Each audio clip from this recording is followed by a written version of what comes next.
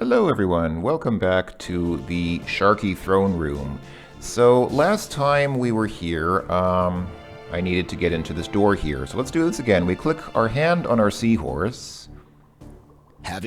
And Graham has this bright idea of creating the distraction with the seahorse, which causes the xenomorphs to go chasing after it.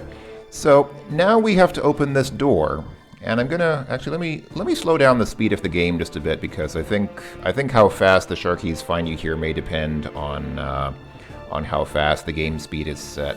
So you do need to click on those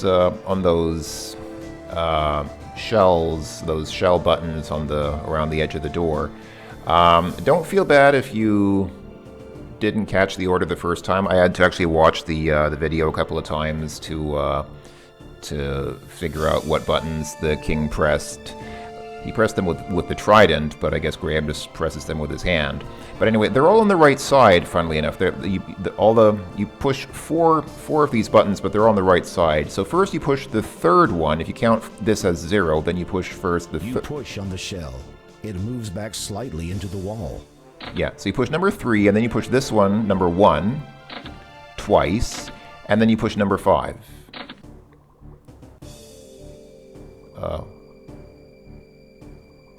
Uh-oh. You were never any good with this Wait, sort hold of on. thing. What happened? Did I...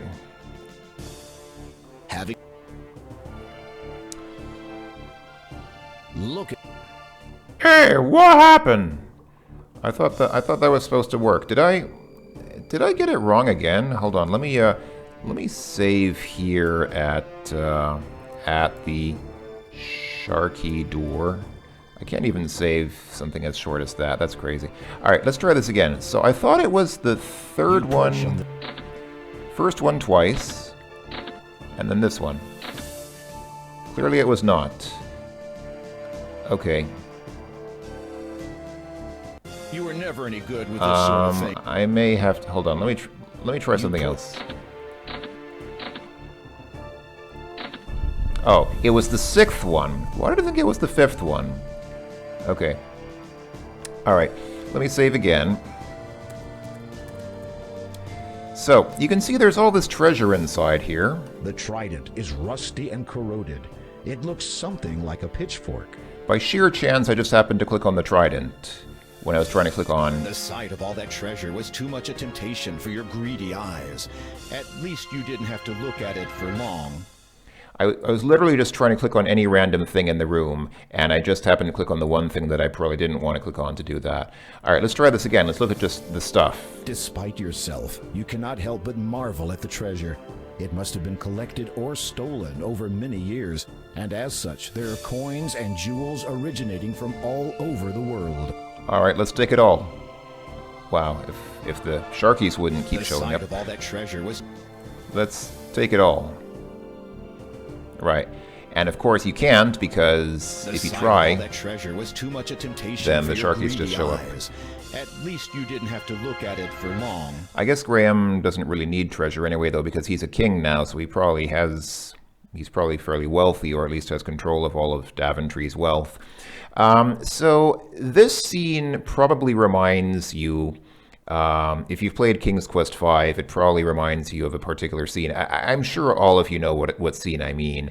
In King's Quest V, there's that scene where Graham goes into the temple in the desert, you know, the bandits' temple with all the treasure inside, and it's just like this. There's all this treasure strewn around, and if you click the hand on it, then Graham says, "Oh my, look at all this treasure," and he starts furiously giving a hand job to all the treasure, and the temple door closes behind him, and he gets stuck inside forever. So this is a very similar scene, except that instead of getting stuck inside the treasure room, you just get caught by Sharkies. So, yeah, just as in that scene in King's Quest V, where you had to pick up just one coin and one bottle and then quickly leave. In fact, on my previous video, as I was just getting to this point, in the previous video, there was a comment that said, remember when you get into the Sharky treasure room, only pick up the gold coin and the bottle. And I was confused for a while because I thought, wait, where's the bottle? Where's the gold coin? And then I realized they were making a reference to that scene in King's Quest V. So clearly I was not the only person who... I independently thought of King's Quest V first, but then obviously they must have thought of it as well and made that comment, which I thought was kind of funny. So thank you for that funny comment. But no, you don't take a gold coin or a bottle here. What you do take is, I believe, just the trident. Without delay, you snatch up the trident before the guards return to their posts. Right, okay. And now, oh, Graham leaves automatically. It appears as if the guards are losing interest in the seahorse. You had better get out of here quickly. Do I just leave the seahorse behind to die? Okay, sorry, seahorse. Hope you can fend for yourself. Oh no, the seahorse has followed you all the way back to the secret entrance. The guards are sure to discover you now. Do I just ride him?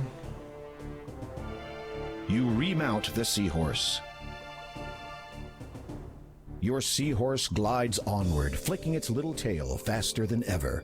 You grip the reins tightly, glancing nervously over your shoulder every so often to check for pursuing sentries.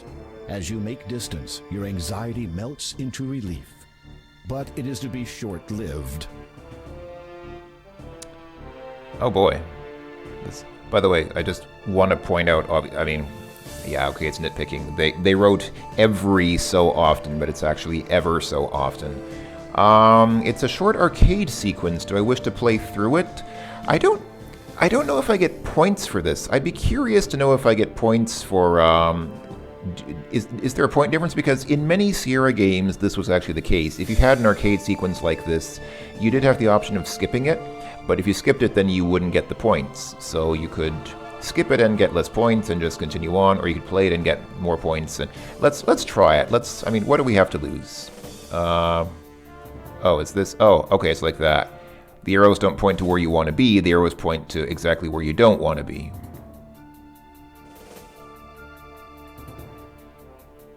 So far, everything's been on the right side, so I'm doing pretty well just by staying on the left here.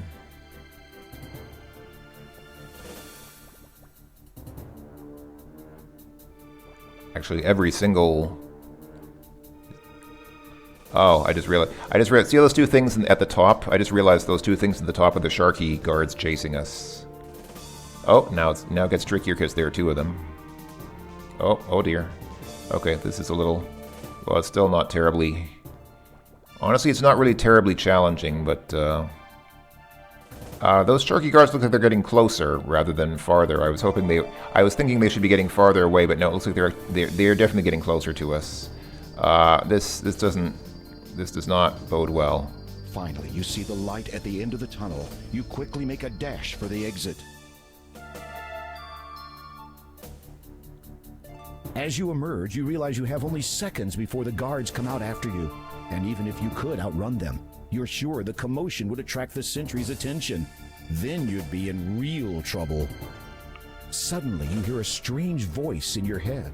He of noble and goodwill, royal Trident thou may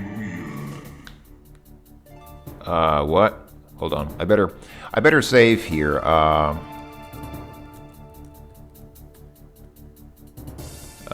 of cave. W/Trident. Instead of with Trident, I'll just write W/TR. TR is obviously Trident. That's the Trident's porn name that he goes by when he's. Okay, that probably wasn't the. You had the means to protect yourself. Perhaps you did not consider yourself worthy. Okay, so do I actually need to defend myself with the Trident? Okay, I guess I should slow the game down again because. This looks like another sequence where we have to react quickly. What does the game say if I look at the Trident? The Trident is shiny and polished. It seems to glow with its own energy.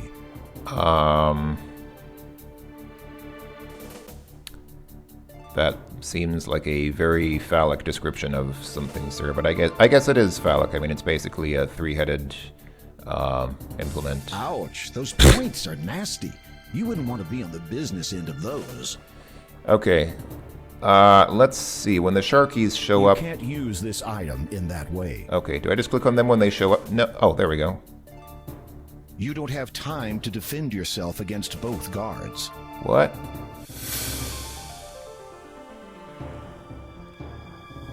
charging with trident blazing? That's all well and good, but when there's more than one target, a preventative strategy is called for.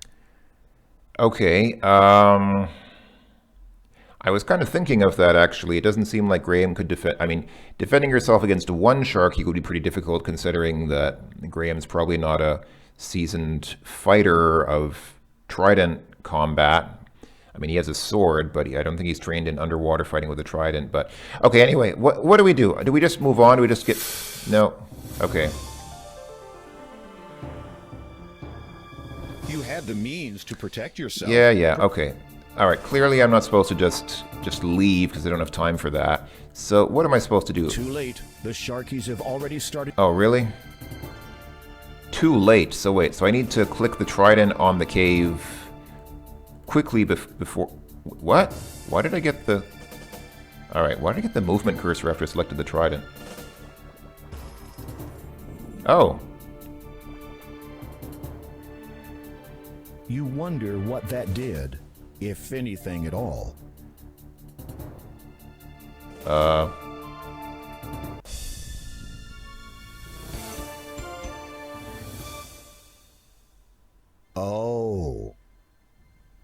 What do you mean, oh? Did I just kill them both? Hold on. I know I'm saving like crazy, but I'm just a little bit skeptical as to what's oh, I guess I can speed the game back up now. Hold on. What I mean, the music stopped, so I'm going to assume... Huh? Hello? This underwater realm belongs to the Sharky.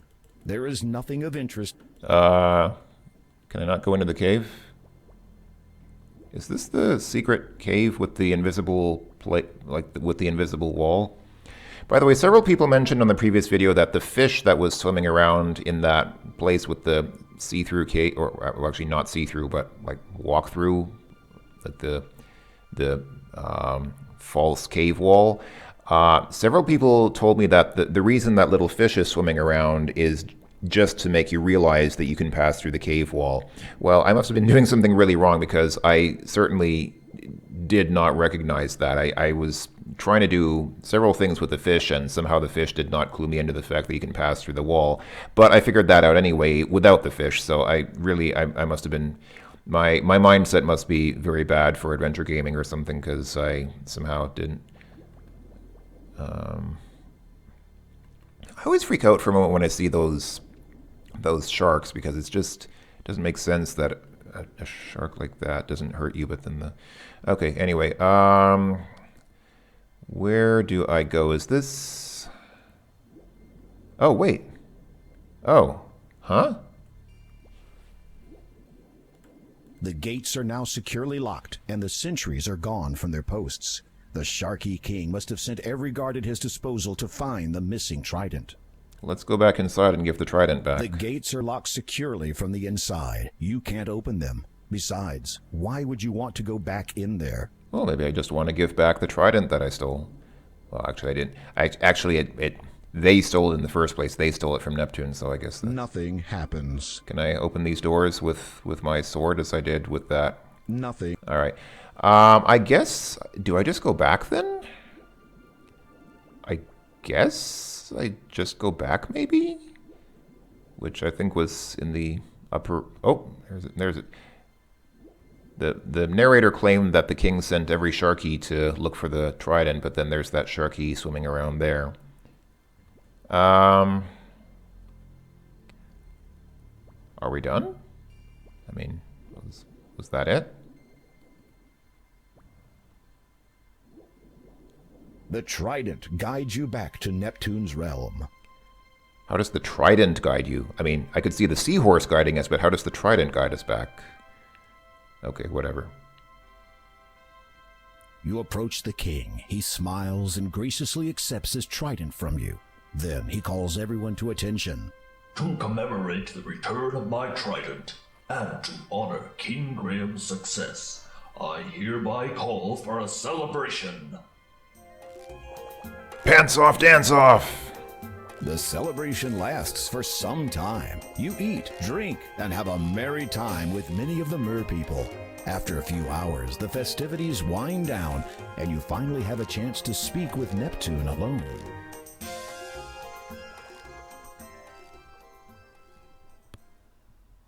The terms of nature represent the 3 stages of life. Water gives birth to life, and thus what I have given you is the first of 3. Second is the growth gem, or air gem, for air sustains life and permits it to grow.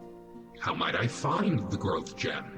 I know only that its location is as far above the surface of the land as we are below it. Beyond that, I cannot aid you. A smirk crosses Neptune's face momentarily. You might say that air is not exactly my element. You decide that the beverages consumed were to blame for that one. And the third gem, Your Majesty? Third is the death gem, the completion of life and the natural order of things. The Door of Destiny understands this now, as did the ancients who imprisoned the soul within. As for that gem's location, I had hoped you would have no business venturing to the castle. Kolima was once ruled from that place, but sadly her people have not seen their lord for quite some time. But if you please, I would prefer not to dwell upon this subject. You have done me a great service this day, and I thank you. Good luck, King Graham, and good speed. Isn't that Godspeed? Maybe Neptune's not religious, and so he says... You depart the underwater kingdom and head back towards the surface. What an incredible experience. You are certain you'll never forget the adventure you just had. Additionally, you have acquired one of the gems. As you resurface, you realize that the magic which allowed you to breathe underwater has now subsided. How convenient. All right, well, that was that. We have the water gem. It is a slightly luminescent blue stone about the size of your palm. The size of your palm. That's a fairly large gem, actually. You feel a rejuvenating energy radiating from it. Let's put it in a rejuvenating place. You are not the Door of Destiny. Oh, no, but I think Graham might have a spot for... I think Graham might have a different door for this destiny. All right, let's go ahead and save. So I got the water gem. Do I just go back to the...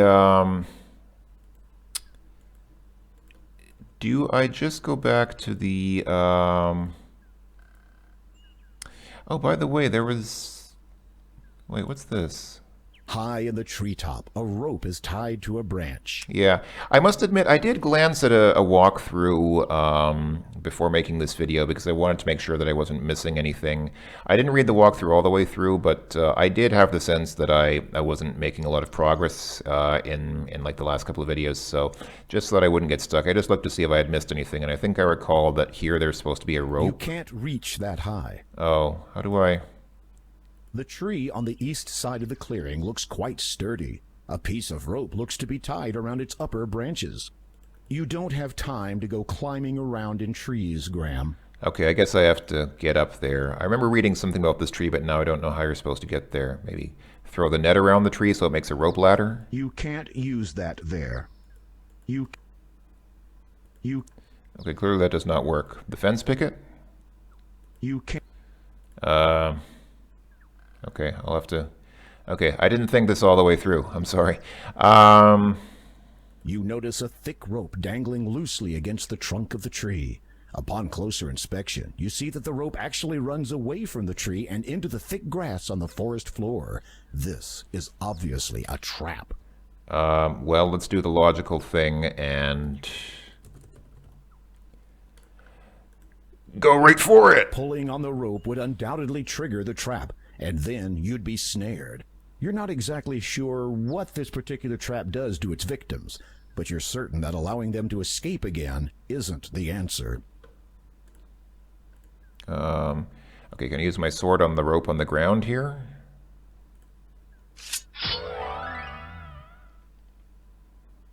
Wait, oh, and what's this here? 3 gold coins shimmer in a nearby patch of grass.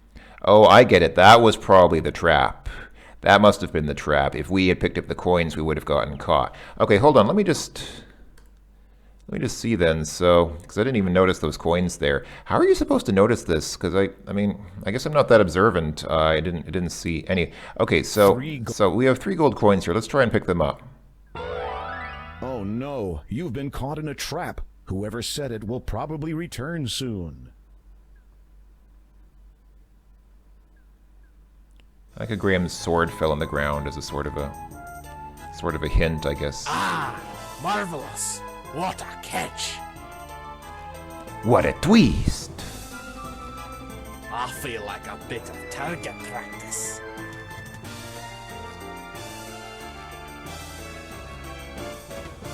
There are safer ways to trigger a trap, or didn't you notice it? I did. I just wanted to see what happens when Graham dies because as Neptune said, that is the natural order of things. When Neptune said that death is the natural order of things, I wanted to say, especially when you're playing a Sierra adventure, but I didn't want to interrupt him. It's one of the downsides to playing a voiced adventure game like this. If you want to make a smart alecky comment in the middle of narrating, then you can't really do it unless you want to like talk over the voices, which I didn't want to do. Okay, so what was I? Oh yes, I was also going to say why did the dwarf have is Scottish accent? Are dwarves Scottish? I'm not aware of dwarves being Scottish. I don't think they're particularly associated with Scottish legend as far as I know. Okay, anyway, you do that, and then now we can pick up the coins, I assume.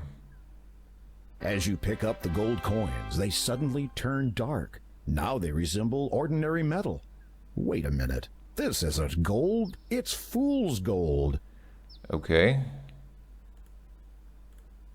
The gold has now gone dark and resembles ordinary worthless metal. This is fool's gold, which would make you quite the fool. I don't think that... So I'm not an expert on the matter, but I don't think that fool's gold actually changes color. Fool's gold is called fool's gold because it looks kind of like gold and people think that it's gold, but it doesn't change color when you pick it up. But hey, things work differently in adventure games. Okay, I got fool's gold. Why not? I'm sure it'll be useful to us since we're a fool. Or I'm a fool. Graham's a fool. We're all fools. We're all idiots. Why not? Let me just... You have just discovered the gravity of your situation. That happened just after I said we're all fools, so I think I proved my point. Or at least I proved that I'm one. Well, I mean... at least I proved that I am one, so at least I accomplished something today.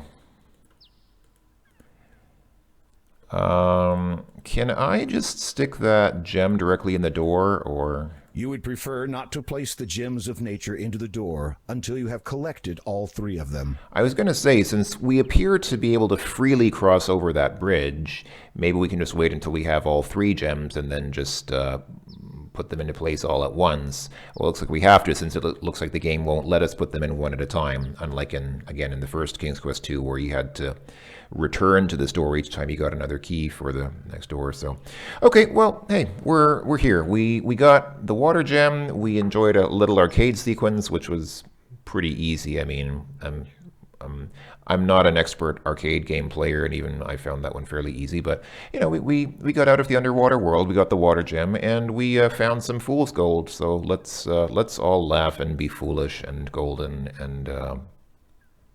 and I don't really know what I'm saying anymore. I'm not making any sense, so it's good that I'll end the video here because then I can stop making no sense after the video has stopped. So thanks for watching, everyone. Hope that you enjoyed, and we'll see you next time for another video. Until then, ta-ta for now, and yeah,